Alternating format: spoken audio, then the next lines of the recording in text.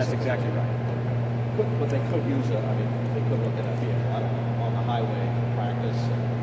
Like I said, we've had members of the 274th Air Operations Squadron go out in their Humvees and go out in their four-wheel drive pickups and set up along the road and set up training scenarios for us. And how often will they be? How many sorties a week would they be doing initially? Initially, we're looking at 3 sorties a week, weather permitting, and then building up to 6 sorties a week several months from now. Colonel, the people that are being trained, are they members of the 174th, or will they come in from other units that would be operating? Or? Most of our students in the formal training unit will be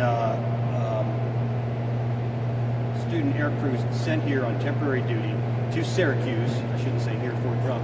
Sent to Syracuse to train, and they will stay in the area for about 3 months apiece to train. And the vast majority will be from the regular Air Force and from the Air National Guard. And plus, we have the opportunity to train our few that need training also. The advantage of being able to do it here at Fort Drum, I don't know where, obviously you and others have been trained elsewhere, I'm assuming, so the ability to be able to do it here is just the closeness for everybody. Have your guys had to operate training in other places? I guess what's the advantage of doing it here? Well, there are many advantages to flying out of Fort Drum. We have some premier ranges and airspace in which to conduct that joint training with the Army. But also, the 174th has decades of experience flying tactical aircraft, and we need an area where we could go fly our assigned aircraft, the MQ-9, and become as expert in that as we were in the F-16 and the A-10 before that.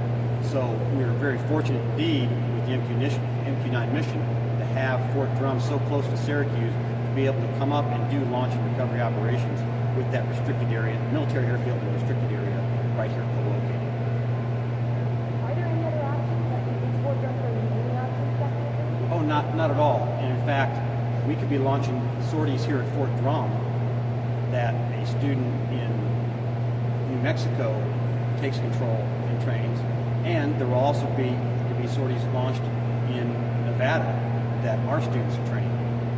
It's a whole new way of looking at operations when you talk about remotely piloted aircraft. So yes, it can be done everywhere. This is additional production, if you will, that the Air Force needed in the MQ-9 community, and that's why we're flying the MQ-9 locally, and also why we're instructing students to fly the MQ-9. The MQ-9 is already being used down in the field? Yes, being used every day in combat, and the 174th flies the MQ-9 in Afghanistan in combat every day.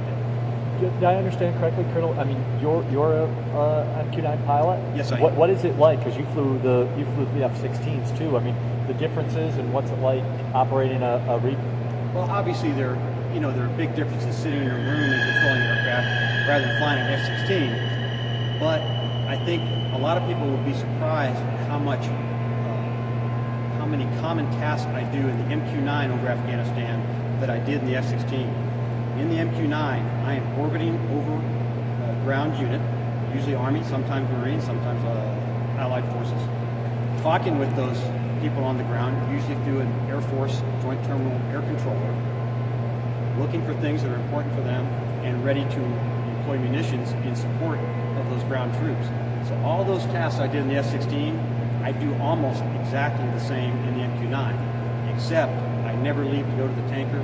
We're up there for several hours, and we have that persistence to never leave the Army when they need us, and we can network our video through the satellite system to anybody that wants to see it, say, back at headquarters, and at the same time we're beaming the picture to our JTACs on the ground. And if you look over there, one of our 274th Airmen, he has that little camera in front of his eye. You can see what that ball is looking at, say 18,000 feet up in the ground, right? Am I right? So you can see what a huge advantage that is for those ground troops to have that overwatch overhead, to see what's over the hill, to see what's waiting for them in the next irrigation ditch as they maneuver through Afghanistan. And that's why we're flying the MQ-9, is to provide that sort of overwatch support to our airmen and soldiers on the ground. How much more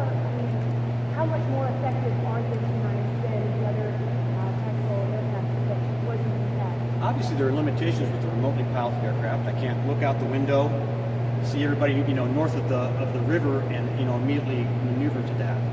However, there are big advantages to the MQ-9, and the biggest one is that persistence I talked about. When I flew the F-16, I'd show up on station.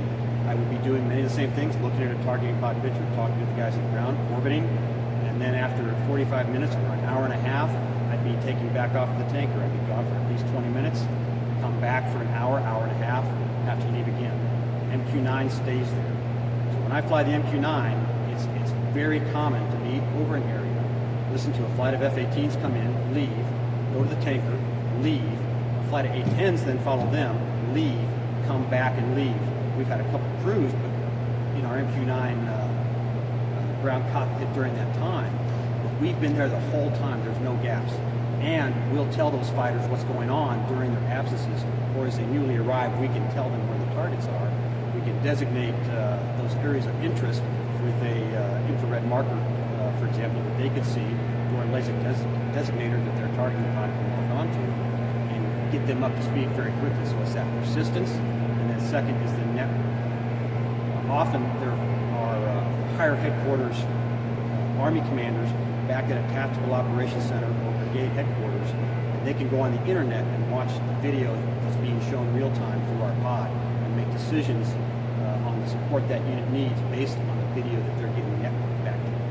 So I always like to say remotely piloted is not a capability. That's not important. What's important is the persistence and the network imagery that we can send out. How does the offensive capability of this compare to the F-16 in terms of what it can drop on the ground? It has a very flexible and effective load. In Iraq, for example, in our F-16s, we're carrying usually 500-pound precision-guided munitions, and with the MQ-9 we can carry 2 of those 500-pound precision-guided bombs, and then another 4 Hellfire missiles, which are laser-guided. So in some ways we have a more flexible load than we normally carried on the F-16. We can't carry as much weight, but we carry a very effective flexible load. And that's probably the single biggest difference between the MQ-9 and the MQ-1. MQ-1